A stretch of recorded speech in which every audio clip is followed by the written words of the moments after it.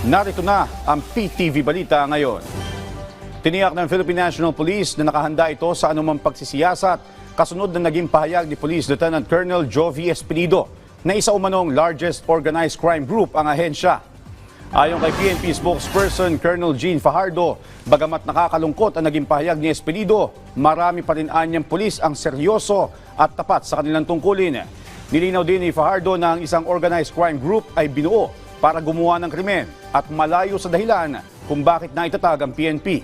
Matatandang inilarawan ni Espinido ang PNP bilang organized crime group na matanong sa investigasyon ng Kamara hinggil sa reward and quota system na ipinatupad noon sa war on drug ni dating Pangulong Rodrigo Duterte. He has to answer for his claims. That is for sure. Meaning, kailangan nating matanong sa kanya. Iba yung accusation.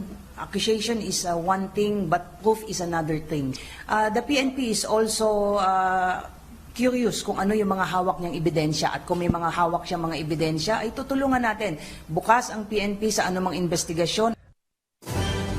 Sa ibang balita, tiniyak ng Philippine Statistics Authority o PSA na tuloy ang pagpapalabas nila ng mga National Identification o National ID.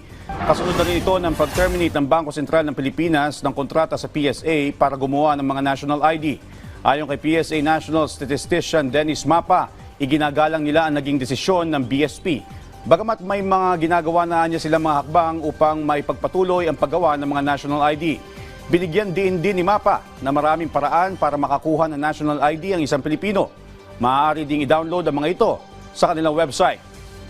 Lumabas sa pinakauling tala ng PSA na mahigit 88 milyong Pilipino na ang nagparehistro para sa National ID.